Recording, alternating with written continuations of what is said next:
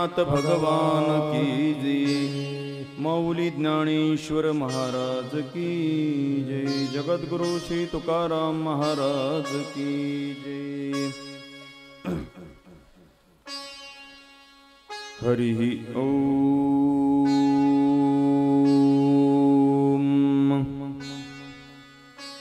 नमः परमहंसास्वादित चरण कमल चिन्मय करंदाय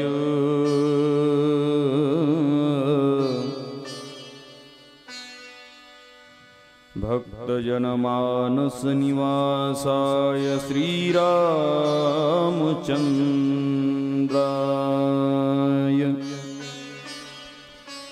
ध्येयं सदा परिभवग्नं भीष्टदोहम्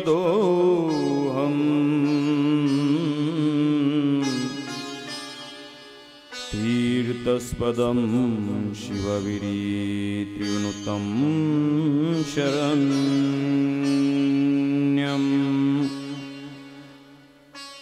भृत्यार्तिहं प्रणतपाल भवाब्धिपोतम्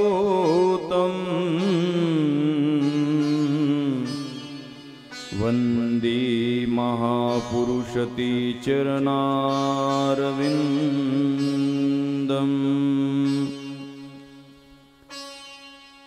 वंशी विभूषितकरा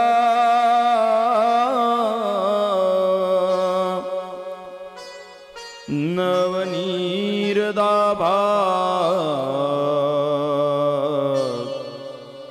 पीताम्बरादरुणबिम्बफलोधरोष्ठात् पूर्णेन्दुसुन्दरमुखादरविन्दनेत्रा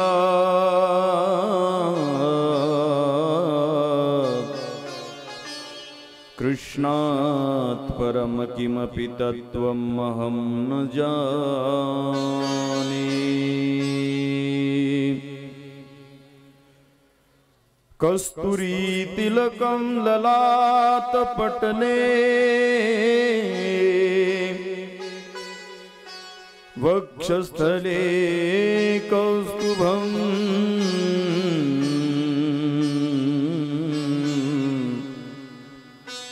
नासाग्रे नवमुक्तिकं करतले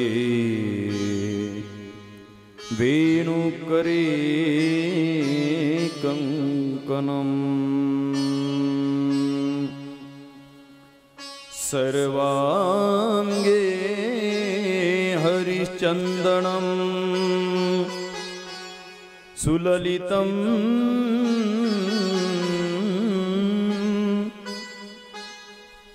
कष्टे च मुक्तावली गोपस्त्री परिविष्टतो विजयते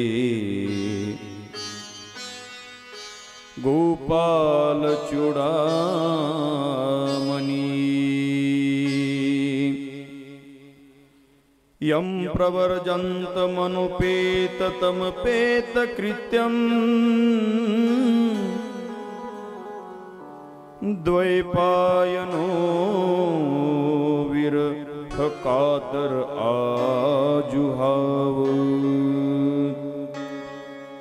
पुत्रेति तन्मयतया तरो बिनेदु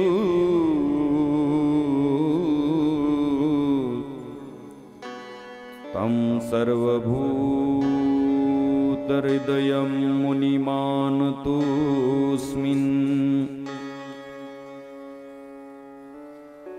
नारायणं नमस्कृत्यं नरं चैव नरोत्तमं देवीं सरस्वतीं व्यासं ततो जयमुदीरयेत्।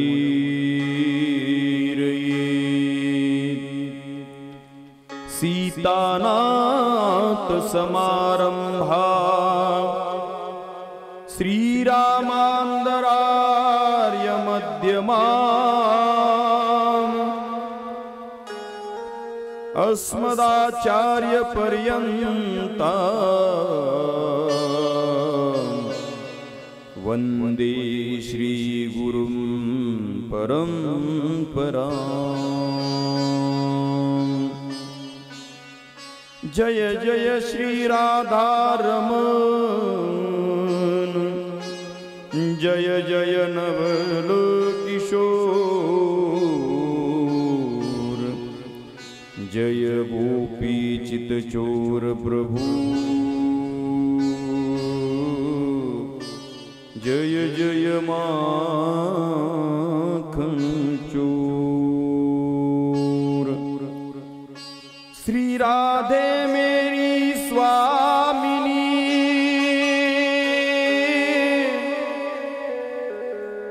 मैं राधे जी को दास, जन्म जन्म मोहे दीजियो,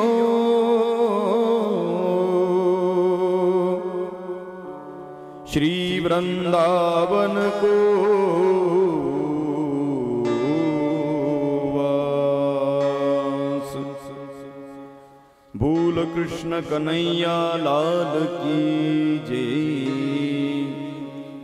वसुदेव सुतं देवं कंस चाणूरमर्दनं, देवकी परमानंदं, कृष्णं वन्दे जगद्गुरुं।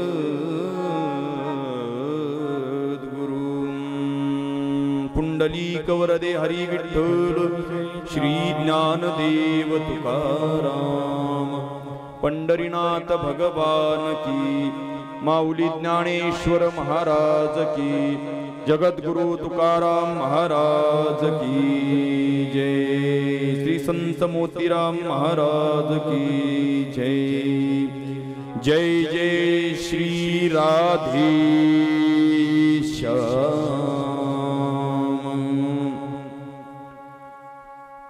राधे राधे गोविंद गोविंद राधे। हेलो हेलो ओ राधे राधे गोविंद राधे। राधे राधे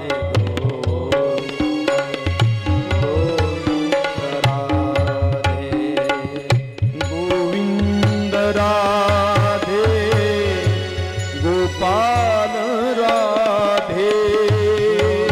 बोला पाठीमाग सर्वजण म्हणा, गोपाल राधे। हो गोविंद राधे, गोपाल राधे। राधे गोपाल राधे। हो गोविंद राधे, गोपाल राधे।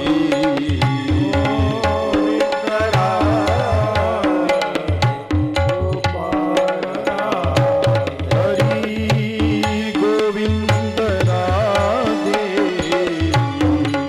गोपाल राधे।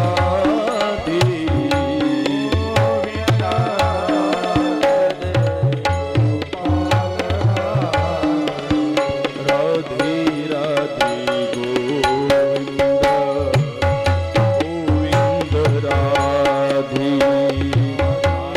भजन करा भजन करा।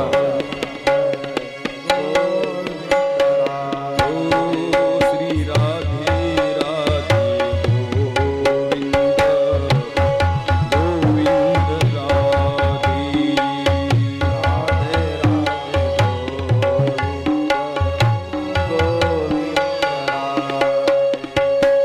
कवरदे हरि विठ्ठल, श्री ज्ञानदेव तुकाराम, गोपाल कृष्ण भगवान की, कृष्ण कन्हैया लाल की, सुखाचार्य महाराज की जय। जय श्री राधे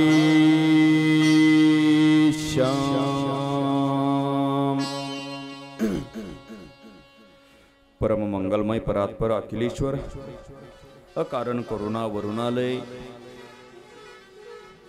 अखिल गुण निदान रुक्मिणी प्राण संजीवन जगदाधार भगवान पंढरीश परमात्म्याच्या असीम अगाध कृपेद्वारा कैवल्य ज्ञान तेजोनिधी विश्व माऊली ज्ञानोबाराय संत हृदय सम्राट विश्ववंद्य जगद्गुरु श्री तुकोबाराय अधिकरून सर्व संत महंत भाविक सज्जन माता भगिनी पवित्र असणाऱ्या या सांगवी तालुका अहमदपूर जिल्हा लातूर या पवित्र अशा धर्मप्रधान या नगरीमधून उपस्थित असणारे वारकरी संप्रदायातील सर्वच अध्वर्यू मंडळी, ज्येष्ठ श्रेष्ठ कीर्तनकार, प्रवचनकार, वारकरी भक्त मंडळी सर्वांच्या पवित्र उपस्थितीमध्ये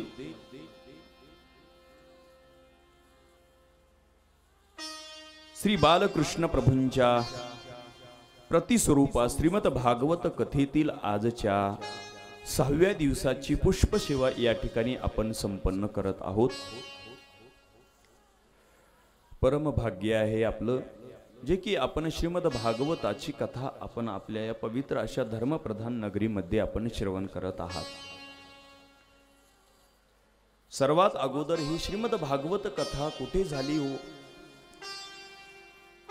ज्या भागवत कथेचं साधू महात्म्यांना श्रवण करायला मिळालं ना, ही सर्वात अगोदर श्रीमद भागवत कथा ही नैमिष अरण्यामध्ये श्रवण करण्यासाठी मिळाली. सर्वात अगोदर नैमिषात अरण्यामध्ये ही कथा झाली होती बरं. आणि हीच श्रीमद भागवत कथा, जी भागवत कथा आपल्या जीवनाचं अध्य कर्तव्य असणार तथा जीवन कसं जगावं आणि मृत्यूच्या नंतर आपल्या जीवनाचा विजय कसा संपन्न करून घ्यावा, मृत्यूवरती विजय, या सर्व विषयाचं चिंतन करणारा हा श्रीमद भागवत कथा ग्रंथ आहे. भगवान कृष्ण परमात्म्यांचं प्रतिस्वरूप असणारी ही श्रीमद भागवत कथा आहे बरं का. आणि या श्रीमद भागवत कथेने अनेक जणांचा उद्धार झाला महाराज. आपण गेली 4 दिवस 5 दिवस आपण श्रवण केलं बरं का. कुणाकुणाचा उद्धार झाला त्यामध्ये आपल्याला आज एक 2-3 दिवसापूर्वी एक कथा आपल्याला पाहायला मिळाली नाही, ती आज थोडक्यामध्ये मी सांगून जाणार आहे. उद्धाराच्या बाबतीमध्ये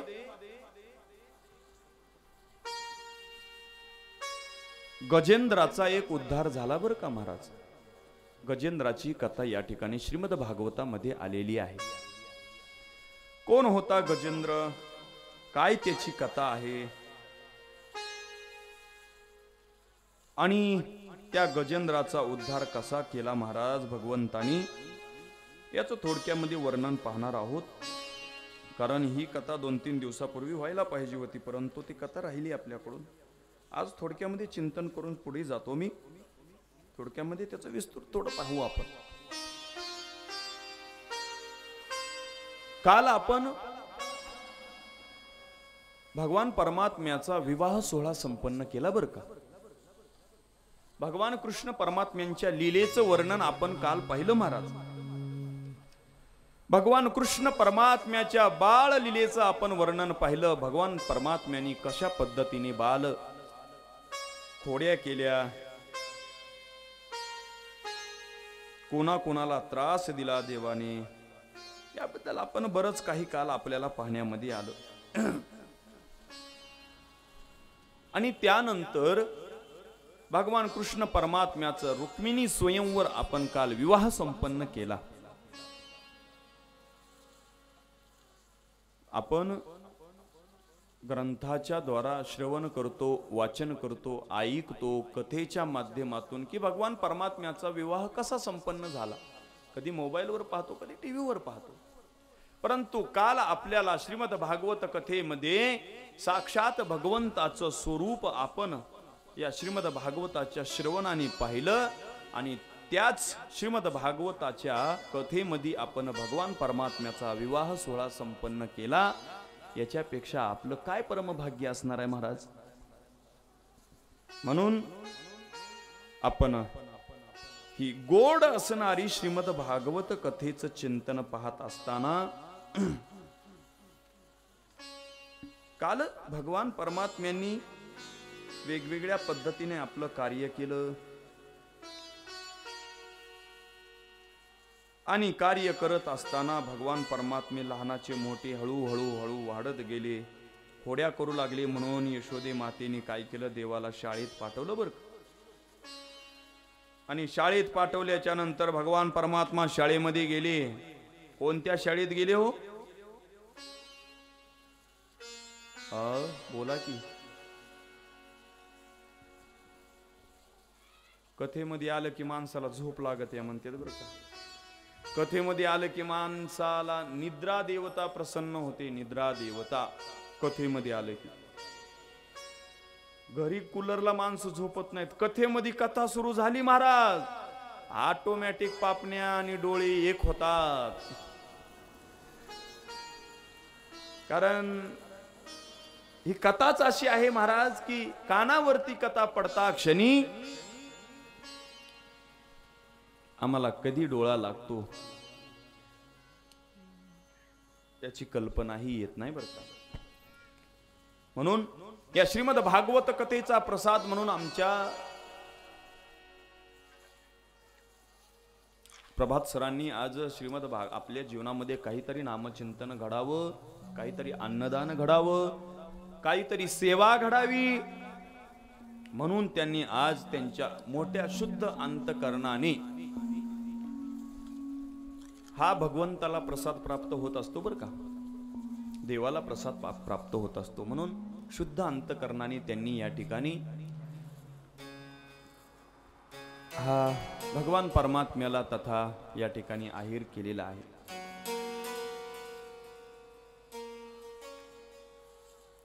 काय असतं मी कालच सांगून गेलो, दान धर्म करत असताना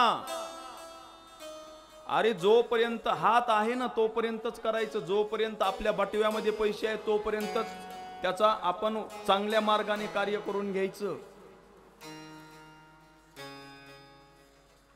का अहो काय याची गॅरंटी आहे? आउट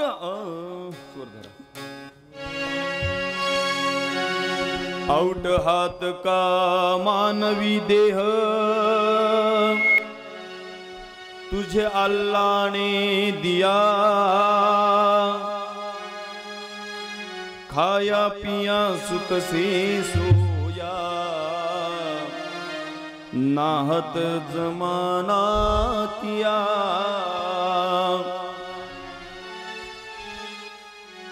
अरे हे 3.5 हाताचं शरीर देवाने तुम्हाला दिलं, याचा उपयोग काय केला? मग काय करा? भज मन नारायण नारायण नारायण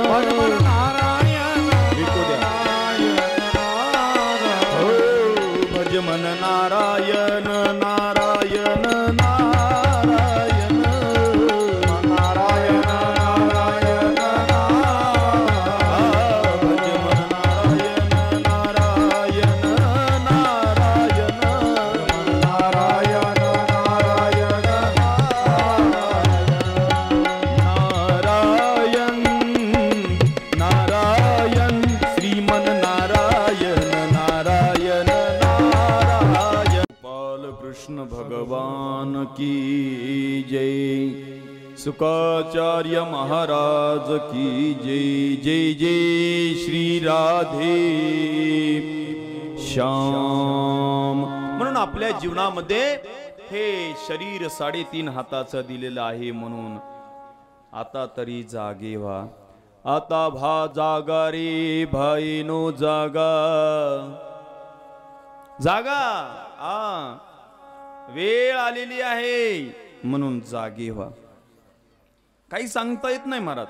म्हणून भगवान परमात्म्याचा एक भक्त होता, त्याचं नाव गजेंद्र होतं बरं का. गजेंद्र. लक्ष द्या. शुकाचार्य राजा परीक्षितीला कथा सांगत असताना सांगतात की बाबा गजेंद्र नावाचा एक निस्सीम असा भगवंताचा भक्त होता. त्रिकुट नावाच्या पर्वतावरती हा गजेंद्र नावाचा हत्ती, त्याचं नाव गजेंद्र होतं, तो हत्ती आपल्या कुटुंबासह राहत होता बरं का.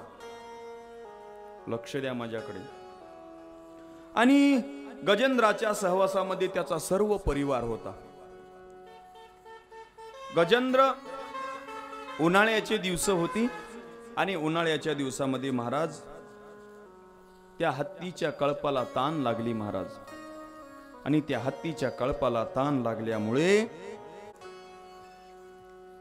त्यांनी निघाले की पाणी पिण्यासाठी सरोवरामध्ये.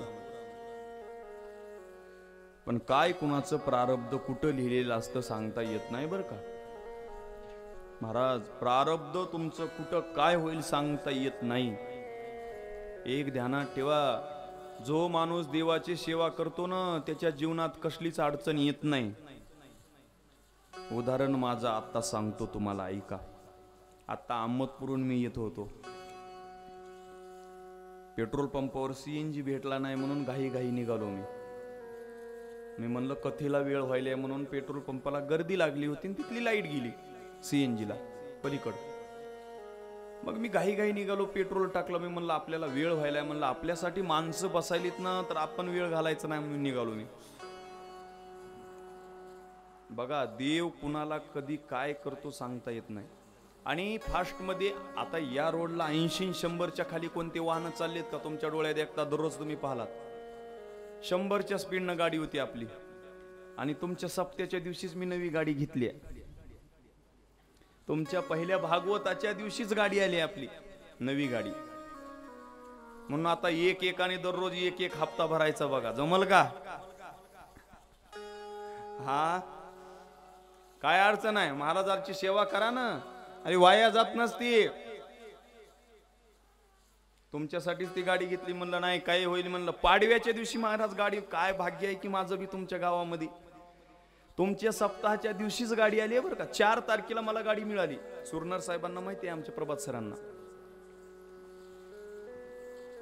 मी त्या दिवशी म्हटलं आल्या ते म्हटले महाराज आमचं काय नशीब आहे, आमच्या सप्त्यालाच नवी गाडी. म्हणलं लक्ष्मी आली आहे, काही अडचण नाही.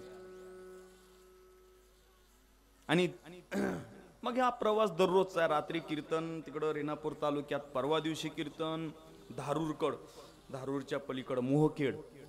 महाराष्ट्र राज्याचे एका काळीचे उपमुख्यमंत्री, आता सध्याचे महाराष्ट्र राज्याचे आपलं धारूर तालुक्याचे माजलगावचे आमदार प्रकाशदादा साळुंके यांच्या गावी कीर्तन सेवा होती परवाला. दररोज धावपळ चालूच आहे. कारण ज्या दिवशी गाडी आली ना मुहूर्तामध्ये असं लिहिलं होतं महाराज पंचांगणामध्ये, हरिणाचं वाहन आहे. हरिण कसा असतो माहितीये का? चपळ असतो बघा, सारखं पळण्यावर असतो. त्या दिवशीपासून गाडी एवढी पळाली आहे की कुठं थांबना गेली आहे. सारखंच पळापळी चालू आहे. आणि म्हणून सकाळी येत असताना, आता येत असताना आम्ही बायपास क्रॉस करून बायपासनं येत असताना मध्ये अहमदपूर मध्ये रस्ता जातो ना पेट्रोल पंपाच्या अलीकडे, तिकडून आम्ही येत होतो. एर्टिकावाला मध्ये घुसला की मध्ये जाण्यासाठी. महाराज इतबर अंतरावरून आमची 100च्या स्पीडनं असणारी गाडी त्याच्या समोरून निघून गेली. मी म्हणलं भागवत कथा इतच झाली आता. पण त्याला चिंता आहे बर का, हे ध्यानात ठेवा. त्याला काळजी आहे. त्याचं जो नामचिंतन करेल त्याला काळजी आहे, ध्यानात ठेवा. माझ्या अंगावरती काठी आलीत. मोठेपणा सांग ना. बघा काय देवासाठी आपण करालो तो. थोडं देवाचं नाव घेतलं तर देवाला एवढी काळजी लागते. आणि जर आयुष्यभरच जर दररोजच नाव घेऊ लागल्यावर त्याला तुमच्या संसाराची काळजी लागणार नाही का? ईदभर अंतरावरून गाडी समोरून निघून आली. महाराज, देवाची कृपेशिवाय काहीच होत नाही. बघा येऊ का आली देव साक्षात. बघा येऊ का इथं वरती येऊ का इथं बसलेत. काय आपलं नशीबच आहे हो आमचं. या त्यांना किडी द्यायची. इकडं आले तर बरं होईल. स्टेजवर बरं आहे ते. इकडं आले तर येतील त्यांना इकडं दाखवा येतील ते. म्हणून सदैव देव आपल्या पाठीशी राहतो बर का दादा. इकडे येणार का हो? येतील का? इकडे आणण्याचा प्रयत्न करा जरा. जाऊ द्या महाराष्ट्रभर व्हिडिओ जरा. सांगवी नगरीमध्ये दररोज एक दिवस आड भगवान परमात्मा कीर्तनासाठी कथेसाठी हजर राहतो.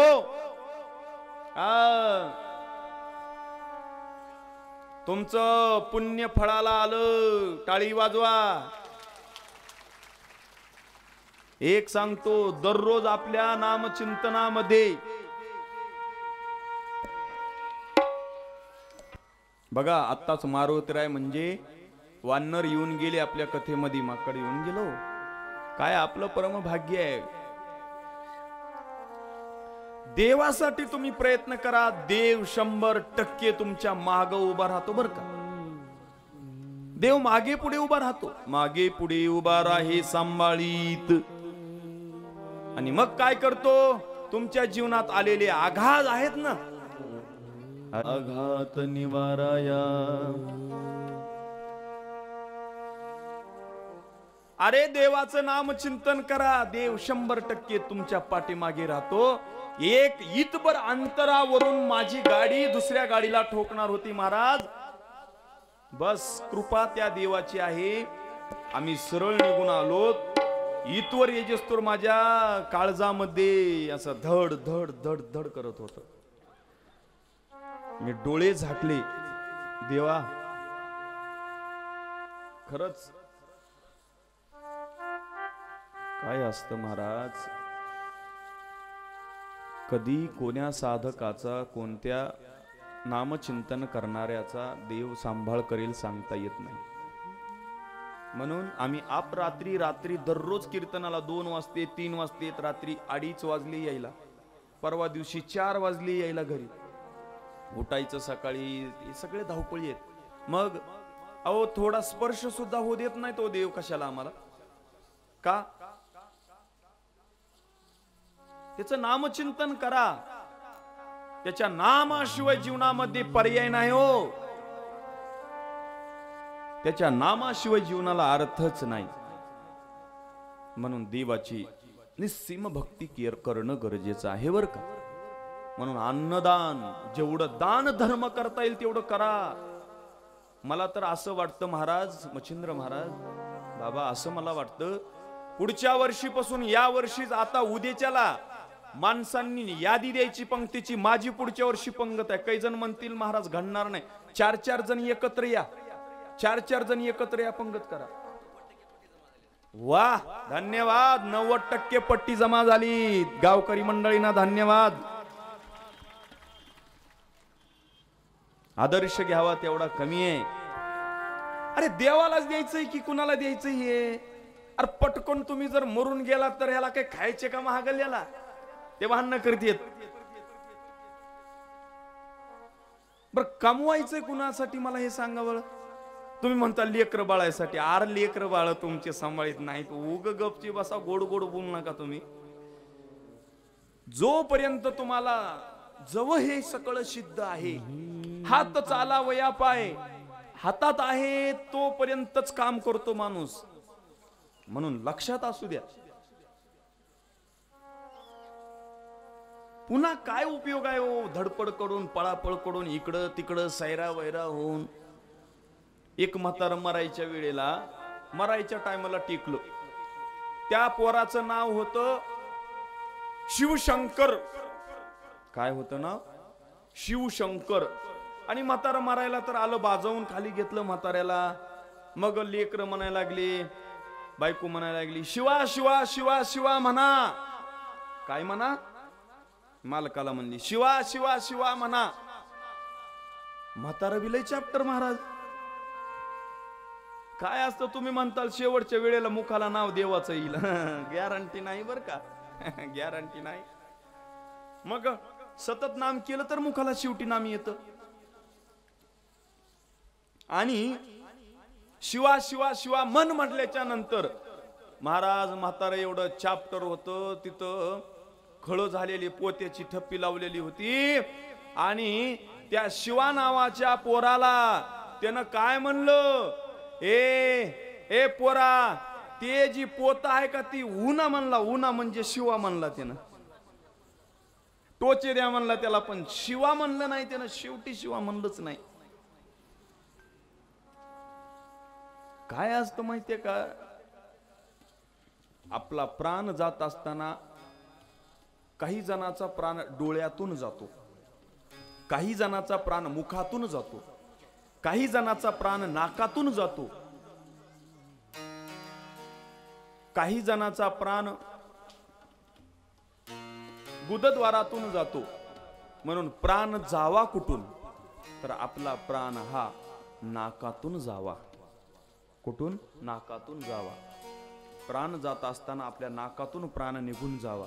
काही जण माणसं मेल्या मेल्या पांढरे डोळे करून मरतात, डोळ्यातून प्राण गेला म्हणायचं.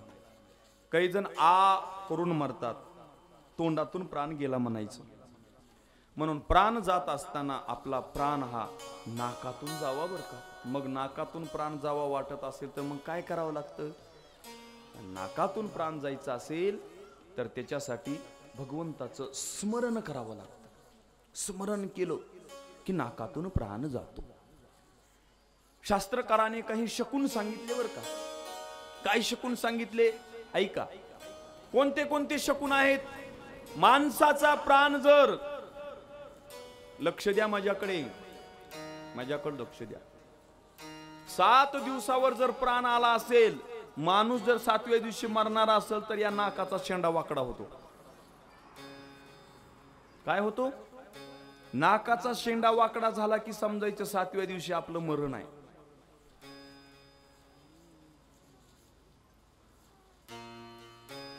दोन्ही डोळ्याच्या नजरेतून पाहिल्याच्या नंतर नाक आपल्याला दिसतं, बरोबर आहे. दोन्ही डोळ्यानं समोर नाकाकडे बघा, नाक दिसतं.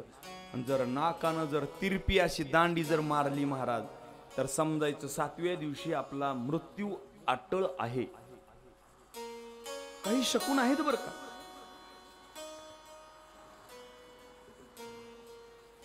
काय असतं, एखाद्या गावातला माणूस जर शांतीमध्ये जर मेला, लक्ष द्या माझ्याकडे, एखाद्या गावातील माणूस जर, आज आपल्या कथेमध्ये मारवितराय म्हणजे बघा कोण आलेले आहे. काय असतं माहिती का? वा, येऊ द्या त्यांना, येऊ द्या. बघा कथेमध्ये प्रसाद घेऊन जात आहेत. आपलं परम भाग्य आहे.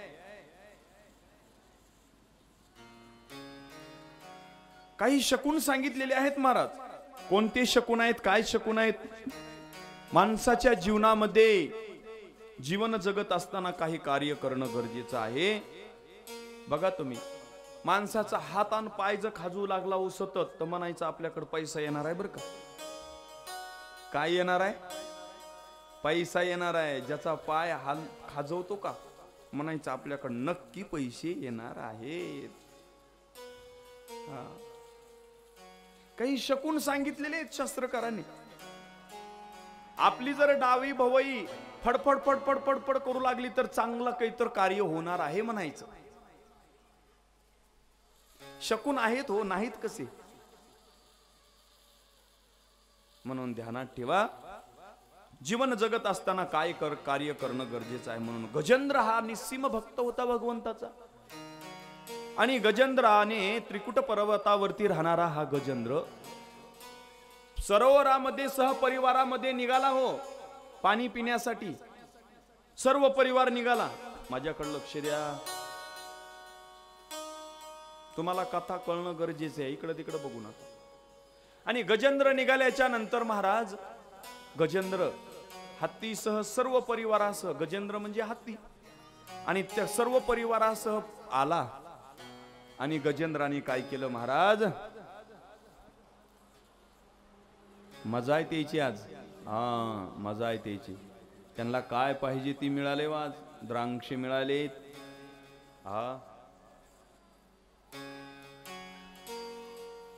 या आपलं स्वागत आहे. महारुद्र हनुमान की जय. काय भाग्य आहे हो आपलं. म्हणून गजेंद्र काय करत होता महाराज, पाणी पिण्यासाठी सरोवरामध्ये गेला. पहा माझ्याकडे, त्यांचं काम त्यांना करू द्या. देवाला प्रसाद पोहोचला की आपल्याला मिळाला म्हणायचं बस. आणि महाराज गजेंद्राने काय केलं, गजेंद्राने पाणी पिण्यासाठी सरोवरात तलावामध्ये गेले. आणि तलावामध्ये गेल्याच्या नंतर तिथं सुदैवाने मगरीचं आणि गजेंद्राचं म्हणजे त्या गजेंद्राचा हत्तीचा पाय मगरीने पाण्यामध्ये धरला आणि आतमध्ये ओढत होता. गजेंद्र हा देवाचा भक्त होता. आतमध्ये ओढता ओढता ओढता ओढता सर्व परिवार मदत करू लागला. आणि हे युद्ध त्या गजेंद्राचं आणि त्या मगरीचं 1000 वर्ष चाललं होतं. हे त्याला वडायचं, ते ह्याला वडायचं, सोडण्याचा प्रयत्न करायचे. कारण त्या युगामध्ये 1,00,000 वर्ष मनुष्य जगायचा ना. आणि 1000 वर्ष युद्ध चालत असताना महाराज 1000 वर्ष झाल्याच्या नंतर गजेंद्र थकला. आता हत्ती थकला, आतमध्ये ओढत होती मगर. आणि शेवटी सोडून दिलं त्या सर्व परिवारांनी. परिवार निघून गेला गजेंद्राचा. त्यांनी म्हणले आता किती दिवस आम्ही तुम्हाला सांभाळायचं.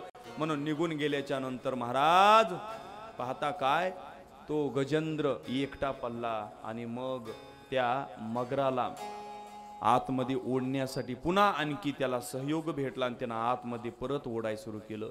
गजेंद्राच्या नाका डोळ्यामध्ये पाणी जायला सुरू झालं महाराज. सोंडेमध्ये पाणी गेलं. आणि पाणी गेल्याच्या नंतर गजेंद्र आता संपणार. त्यावेळेस देवाला प्रार्थना केली गजेंद्राने.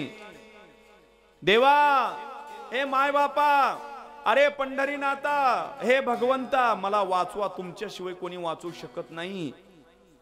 सगळा माझा परिवार निघून गेला बर का देवा. असं म्हणल्याच्या नंतर महाराज त्यानं सरोवरातलं एक फूल घेतलं गजेंद्राने. तिथं बाजूला फूल होतं. आता मरणार गजेंद्र. फूल घेतलं आणि ते फूल असं देवाकडे वैकुंठामध्ये फेकलं महाराज. आणि ते फूल लक्ष्मी माता आणि विष्णू परमात्मा जेवाय बसले होते. त्या दोघांच्या मधात कमळाचं फूल येऊन पडलं.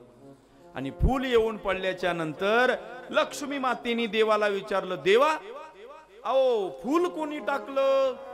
त्यावेळेस देवाने ते फूल पाहिलं आणि देवाने दिलेलं उत्तर ऐका आता. देवाने सांगितलं, हे फूल फूल बघाय उशीर देवानी ताटकन उठले आणि उडी मारली. त्यावेळेस लक्ष्मी माता म्हटल्या, देवा कुठे. त्यावेळेस देव सांगत होते लक्ष्मीला. हा म्हणताना देव वैकुंठात होते आणि ती म्हणताना गजेंद्रापाशी आले. काही समजालय का. देवाला काय सांगायचं होतं. देवाला हत्तीकडे जायचंय म्हणायचं होतं. हा म्हणताना देव वैकुंठात होते आणि ती हत्ती म्हणायचं होतं. मी हत्तीकडे जात आहे म्हणजे हा म्हणताना देव वैकुंठात आणि ती म्हणताना त्या हत्तीपाशी आले. देव एवढा कृपावंत आहे, त्याला काढून द्या. देव एवढा दयावंत आहे महाराज. म्हणून त्या भगवान परमात्म्याची साधना करा बर का. जो ज्या मगरीने हत्तीचा पाय धरला होता ना, तो पूर्वी श्रेष्ठ गंधर्व होता बरं का, एक गंधर्व होता.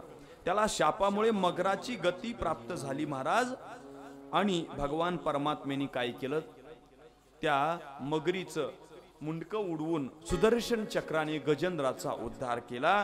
पूर्वजन्मी गजेंद्र हा द्रविड देशाच्या पांड्य वंशाचा राजा इंद्रधुम्न हा होता बरं का. इंद्रधुम्न हा राजा होता आणि त्याचाही भगवंतानी उद्धार केला महाराज. अशी गजेंद्राची ही कथा या ठिकाणी आलेली आहे. आणि मग पुन्हा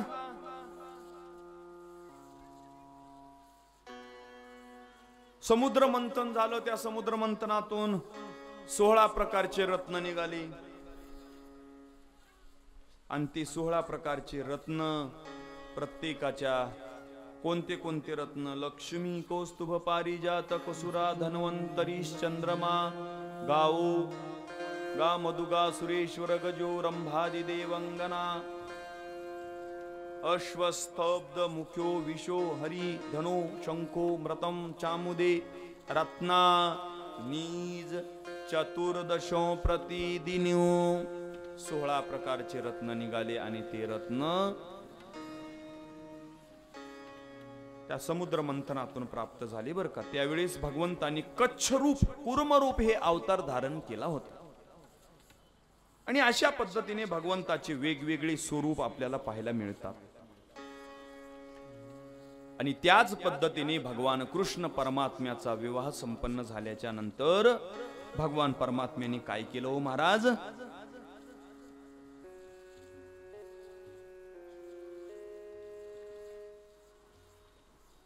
आपले बंधू बलराम यांच्या सोबत भगवान परमात्म्यांनी वेगवेगळे कार्य केले बर का. त्यामध्ये गोवर्धनाची एक पूजा आलेली आहे. गोवर्धन काय, गोवर्धन होतो ज्या वेळेस भगवान परमात्म्याचा विवाह संपन्न झाला ना महाराज, गोवर्धनाचाही उल्लेख आलेला आहे. द्वारका नगरी निर्माण झाल्याच्या नंतर मुचकुंदावरती कृपा केली. काल यवनाचा वध केला भगवान परमात्म्याने. त्यानंतर भगवान परमात्म्यांनी वेगवेगळ्या पद्धतीनं कार्य केलं बर का. एकदा असा प्रसंग झाला, सर्व सवंगडी खेळत होते. इट्टी दांडू, हमामा, हुंबरी, हुतुतू असे त्या काळात खेळ व्हायचे. आत्ताच्या काळामध्ये खेळ कुठं गेले की बघा. आत्ताच्या काळामध्ये खेळ म्हणजे मोबाईलचा गेम. खरी गोष्ट आहे का. आताच्या काळामध्ये खेळ म्हणजे मोबाईलचा गेम. मोबाईलच्या गेमनं माणसं वेडी झाली, लक्षात असू. म्हणून पूर्वीच्या काळी माणसं पहाटे किती वाजता उठायचे हो दादा? 4 वाजता उठायचे आणि दिवसभर काबाड कष्ट काम करायचे, व्यायाम करायचे, जेवण करायचे आणि रात्री किती वाजता झोपायचे? 8 वाजता 9 वाजता झोपी जायचे. झोप लागलेली पत्ता लागायचा नाही. आताचे लेकर किती वाजता झोपतेत हो? बोला की, तुम्हाला लेकर बाळ नाहीत का? किती वाजता झोपतेत? 11ला, आणखी कुणाचे 12ला, कुणाचे 1 वाजता. ज्याची त्याचे लेकर कसे झोपते तुम्हाला माहित, किती वाजता झोपतेत ते. आणि ते लेकर झोपते ती झोपते. तुम्ही फोन त्या लेकराला सांग, बाळ्या अरे 12 वाजलेत र, झोप की. ते वरून पांघरून घेते मधी मोबाईल बघते तुमचा बाळ्या. महाराज तुम्ही बी त्याला अशी घरान रूम बांधून दिली, जिथं त्याची रूम आहे, जिथं त्याचा क्वाट आहे, तिथंच ते चार्जर खवायला बोर्ड असते, तिथं चार्जर लावते मोबाईल बघत रात्रभर बसते. एक लक्षात असू द्या, एखाद्या व्यक्तीने जर सतत 10 तास मोबाईल पाहिला तर त्याच्या डोळ्याला कॅन्सर होतो बर का. डोळ्याचा कॅन्सर होतो सतत 10 तास जर मोबाईल पाहिला तर.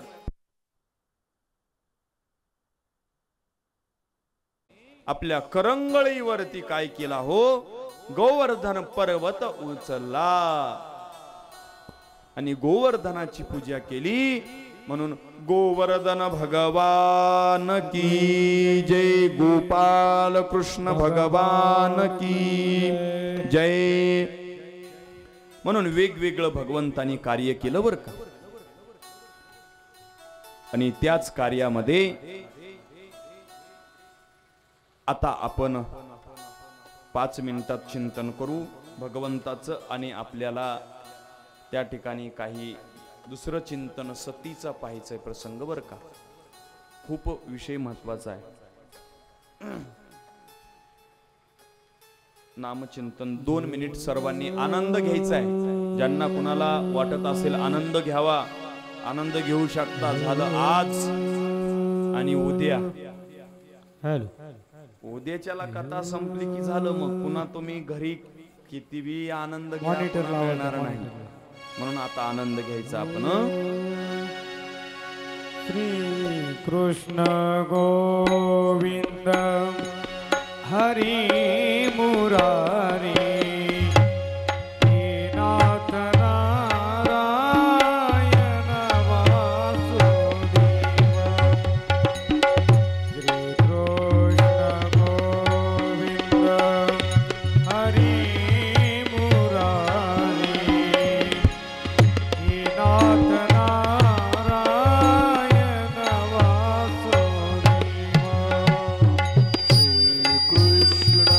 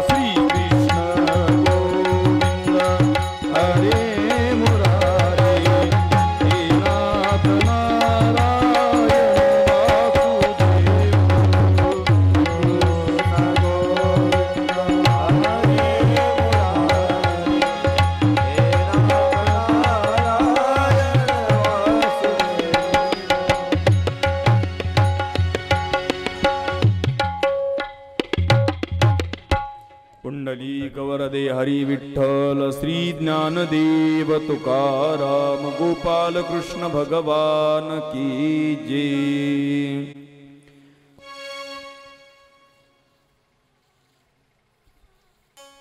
आणि याच श्रीमद भागवत कथेमध्ये आपल्याला राहिलेल्या कथेप्रमाणे सतीची कथा आलेली आहे बर का. कोण होती ही सती, काय तिचा अधिकार,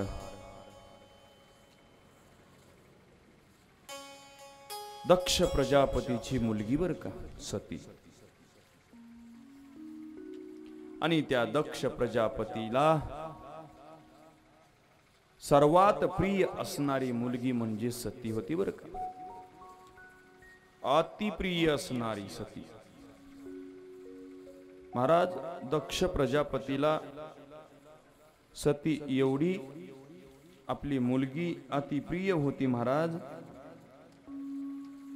की दक्ष प्रजापती जेवण करत असेल तरीही सतीचं चिंतन करायचा.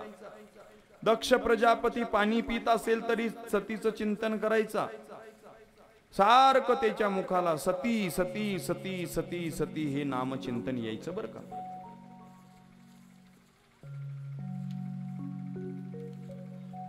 आणि त्या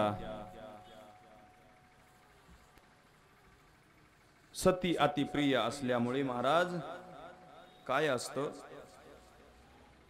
मुलगी तर बापाला अति आवडती असते बर का. काय बापाला अति प्रिय मुलगी, मुलावरती बापाचं जास्त प्रेम नसतं आणि जास्त मुलीला बाप आवडतो बर का. आणि त्या माईला पोरग आवडतं जास्त.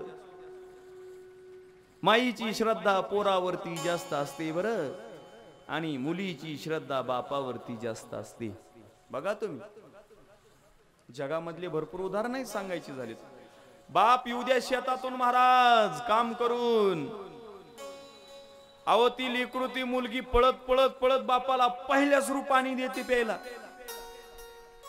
पहिल्या सुरू उठल्या उठल्या बाप शेतातून याय उशीर ती मुलगी एवढी पळत येते महाराज, एवढी पळत येते, अगोदर ताट हातामध्ये पाणी देते. तसं सती ही दक्ष प्रजापतीला एवढं प्रेम करायचे आपल्या बापाला, वडिलांना, आणि वडिलांचंही प्रेम लेकीवरती जास्त असतं बर का. ध्यानात ठेवा. अहो किती प्रेम असतं. बाप हे व्यक्त करत नाही, बाप ही व्यक्त करत नाही. बापाचं अतिप्रिय असतं, पोरावरती नसतं बरं, माईचं असतं पोरावरती. पोराला लई विश्वास त्या माईवर, माईला लई विश्वास पोरावरती. माईला वाटतंय तिला काय लेकीला सांगायचं, पोराला सांगावं. पोरग बी असलं चॅप्टर आहे महाराज, त्याला सगळं सांगितलं की ते सगळंच तुमच्याकडून लिहून घेते. पुन्हा म्हणते बस कोपऱ्यात उग. काही पोरं एवढे चॅप्टर आहेत, माईच्या सह्या माहिती आहेत बरं का ह्यांना बँकेतल्या. म्हणून मी सांगालोय बँकेतली सही त्या सांगला सांगायची नाही, द्यायची नाही. एटीएम आले आता, एटीएम. त्या एटीएम चा नंबर कळाला किती गुगल पे फोन पे काढते. तुम्ही फक्त यारझऱ्या चक्रा मारायच्या, लटकते रहणारे. काय तुमच्या जीवनाला आल्याला विमा त्याला पता. बघा की काय असते, अकाउंट नंबर तुमचं आणि लिंक मोबाईल पोराचा, त्याला मेसेज आला हो. माईला म्हणते, गोड गोड बोलते बरं त्या दिवशी, माय तू किती चांगली आहेस, ए माय तू लय गोड आहेस बर का. माईला वाटते माय माझं लिकरू आज काय एवढं गोंडा घोळालय. पण लेकरू गोंडा का गोळाला हे तुम्हाला कळत नाही. बाई लई भोळी असते, स्त्रीला स्तुती अतिप्रिय असते, आणि स्त्रीला स्तुती जर केली महाराज तर बघायचंच काम नाही. आणि स्त्रियाच्या मनामध्ये कधीच कोणती गोष्ट राहत नाही बरं का. स्त्रियाच्या मनामध्ये कोणतीच गोष्ट राहत नाही, कधीच राहत नाही. का राहत नाही? कारण महाराज कर्णाने दिलेला श्राप आहे. काय कर्णाने श्राप दिला?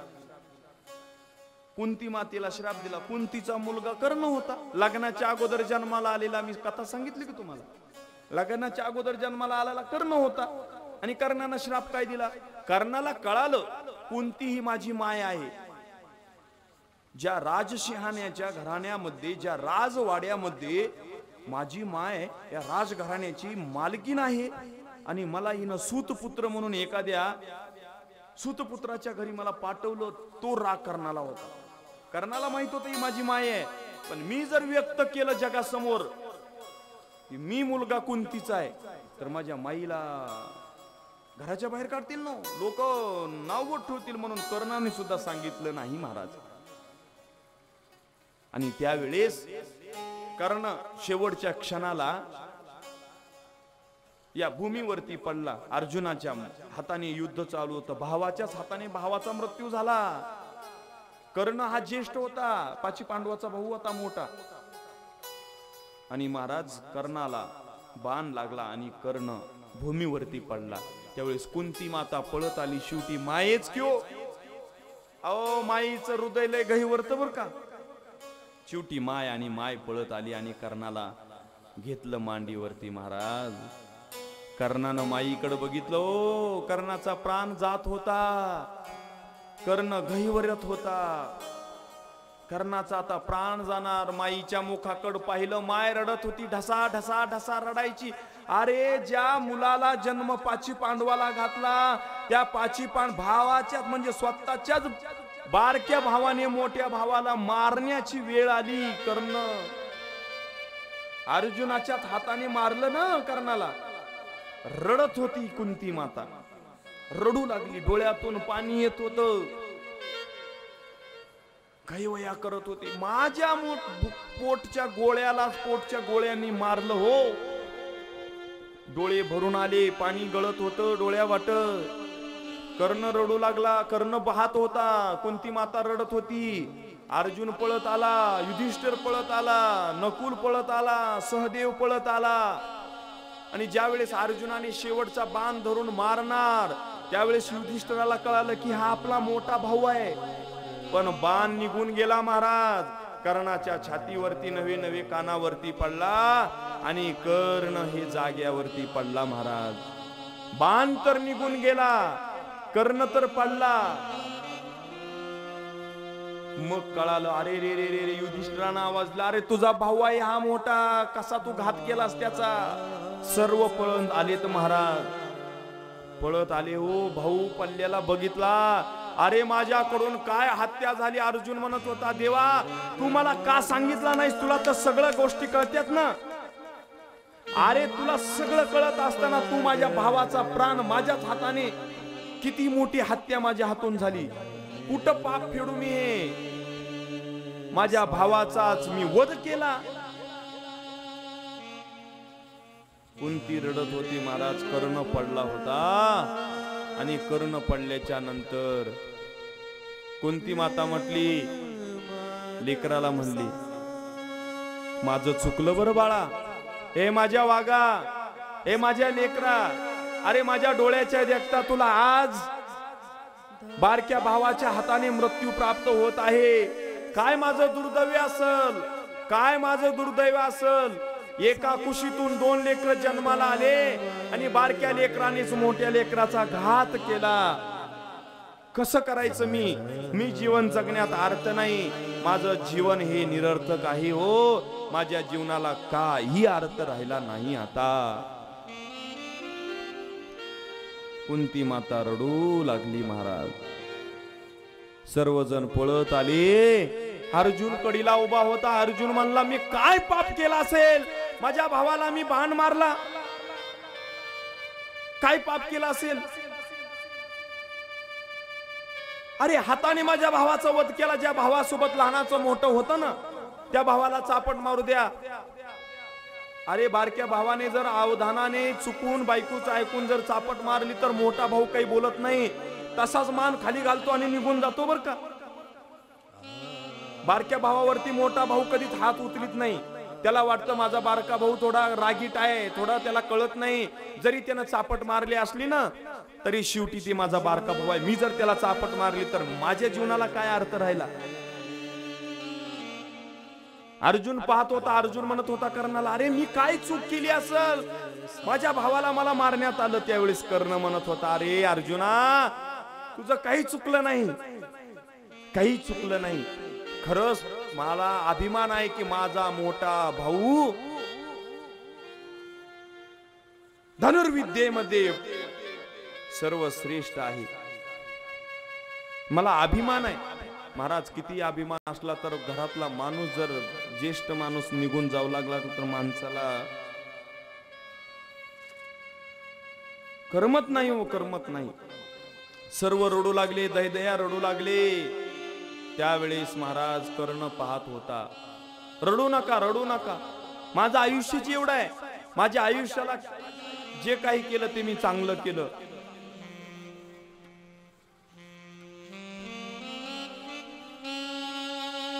महाराज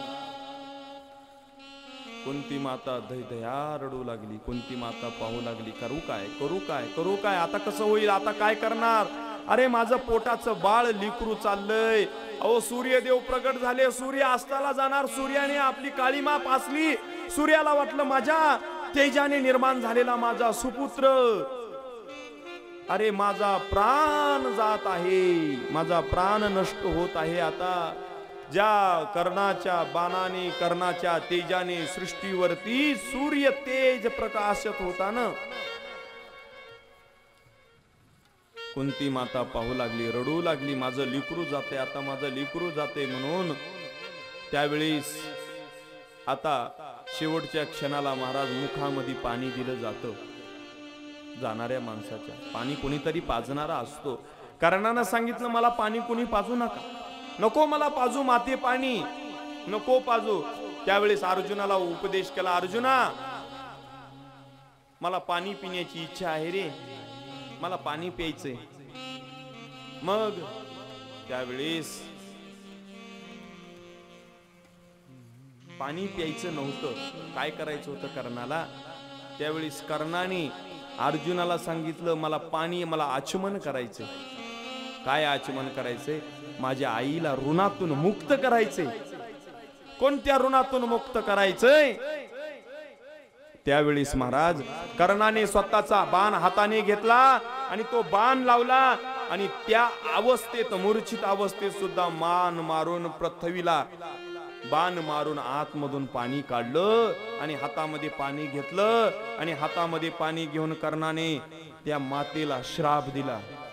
कोणता श्राप दिला? आजपासून या पृथ्वी तलावरती ज्या वेळेस संसार निर्माण होईल, या पृथ्वी तत्वामध्ये जेवढ्या काही महिला असतील, ज्या काही माता भगिनी असतील ना, त्यांच्या मनामध्ये आजपासून कोणतीच गोष्ट चोरून राहणार नाही, असा श्राप दिला. का श्राप दिला? कारण कुंती मातेने चोरून ठेवली होती गोष्ट. कर्ण हा माझा मुलगा आहे हे माहित असताना सुद्धा जगासमोर सांगितलं नाही. महाराज माझं लिकरू आहे जगाला सांगितलं नाहीये, म्हणून श्राप दिला. आणि तेव्हापासून आज तागा येत बायाच्या मनामध्ये कोणतीच गोष्ट राहत नाही. महिला मंडळीच्या मनामध्ये कोणतीच गोष्ट राहत नाही बरं का. किती महत्वाची गोष्ट असू द्या, लगेच ती बाई दुसऱ्या बाईला जाऊन सांगते, मी म्हणून तुला सांगाले बरं का, कुणाला म्हणू नको.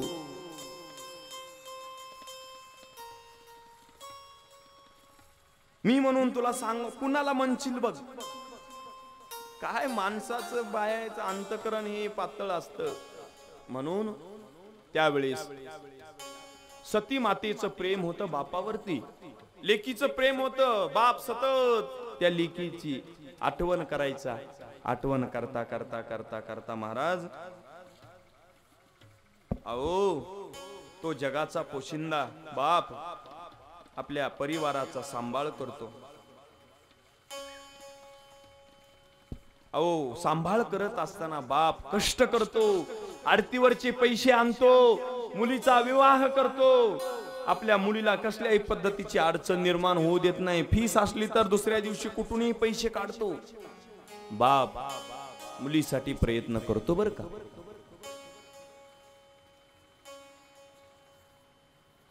म्हणून लक्षात असू द्या, बापाचं प्रेम मुलीवरती असतं, मुलीचं प्रेम बापावरती असतं.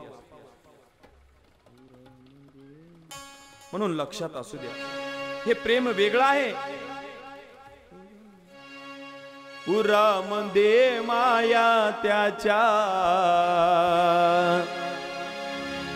काळ्या मेघावानी,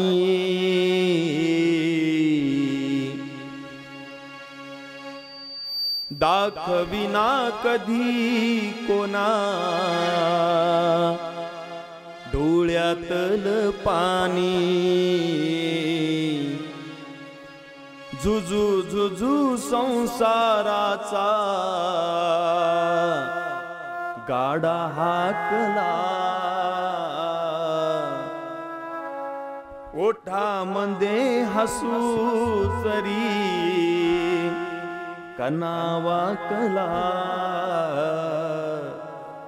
घडीभर तू थांब गड्या, ऐक त्याची धाकर,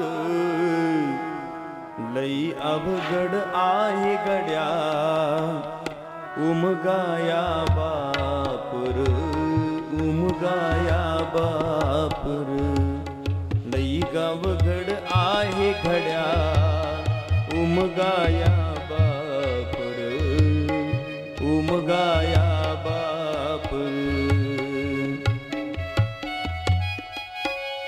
अरे बाप हे विशेषण जर पाहिलं ना महाराज, बस बापापेक्षा जगामध्ये कोणच आधार देऊ शकत नाही. म्हणून पार्वती मातेला भगवान आपले वडील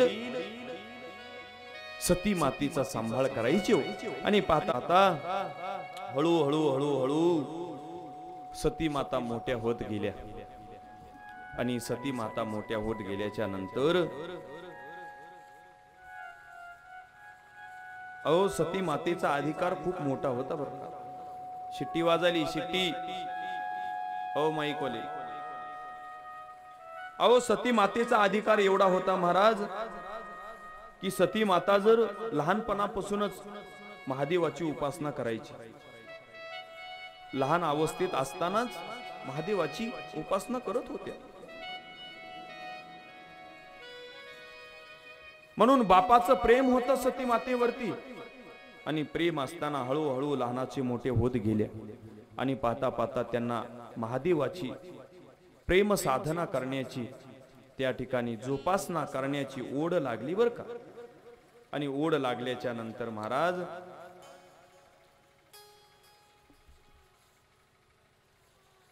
ती कथा सुतीची सांगत असताना दक्ष प्रजापतीची शिट्टी वाजली. शिट्टी वाजू देऊ नका, पॉइंट वाजलंय मध्ये. आणि त्या दक्ष प्रजापतीला एकदा असा प्रसंग झाला होता महाराज. दक्ष प्रजापती यांनी सभा भरवली. आणि सभा भरवल्याच्या नंतर सर्व देवदेवता आले. आणि सर्व देवदेवता आल्याच्या नंतर ब्रह्म विष्णू महेश तिघही बसले होते.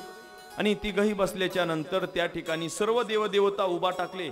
आणि सर्वांनी दक्ष प्रजापतीला नमस्कार केला.